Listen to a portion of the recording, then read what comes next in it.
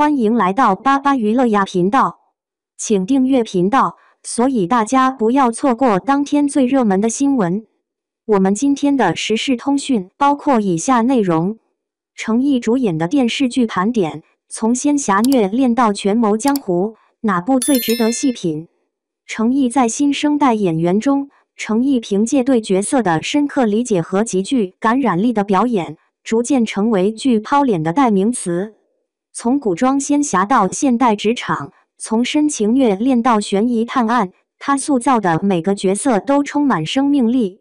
本文精选其5部高口碑代表作，带你走进他充满张力的表演世界。琉璃，时生时世虐恋，成就破碎感美学巅峰。2025年播出的《琉璃》是程毅的破圈之作，他饰演的雨丝凤以美强惨人设深入人心。剧中，他既是隐忍克制的离泽宫弟子，又是为爱甘愿承受时世折磨的痴情少年。程毅通过微表情精准传递角色的隐痛，被刺穿心口时的颤抖，强忍泪水时的喉结滚动，望向爱人的破碎眼神，将东方古典美学中的隐忍之痛演绎到极致。该剧被观众称为仙侠剧 BE 美学天花板，更让战损吐血成为程毅的演技标志。沉香如屑，沉香重华，一人分饰3角，诠释神性与人性的碰撞。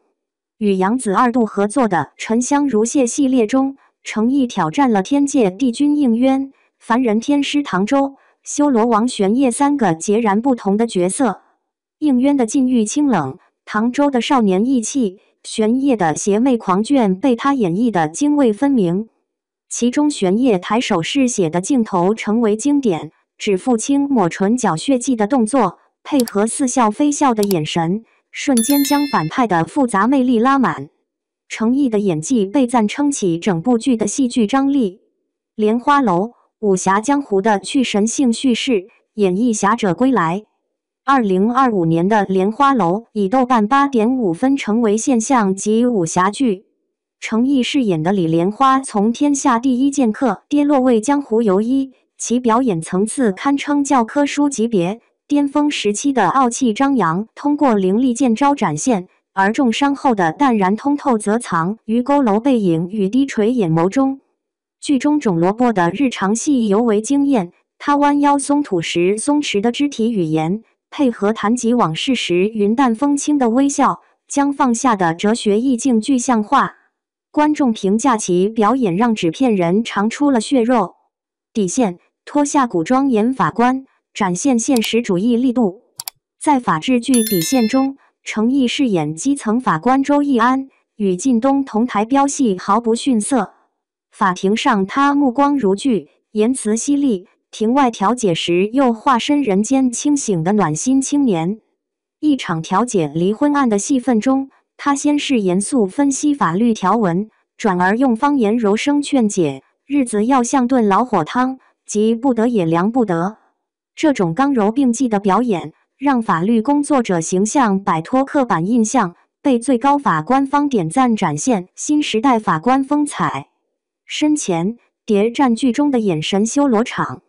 2025年播出的《深潜》是程毅首部谍战剧，他饰演的特工云鸿深需要周旋于多方势力。剧中他与反派黑执事的对峙戏堪称高光，表面恭敬地查实指尖的微颤，转身后瞬间冷冽的眼神，将伪装与警觉演绎的滴水不漏。一场刑讯戏中，他咬紧牙关不发一言，但额角爆起的青筋与充血的眼球，让观众直呼痛感穿透屏幕。该剧以紧凑反转的剧情和电影级表演，成为近年谍战题材黑马。从剧抛脸到扛剧王的进阶之路。纵观程毅的作品谱系，可见其选剧逻辑不拘泥于单一类型，而是在仙侠、武侠、法治、谍战等多领域深耕。他擅长通过细节构建角色生命感，无论是古装剧中的水袖起落，还是现代剧中的钢笔转指，都成为人物性格的延伸注解。正如观众所言，他的表演像显微镜，总能让人在2刷3刷时发现新惊喜。对于演员而言，这种卖品的特质，或许比流量更值得珍视。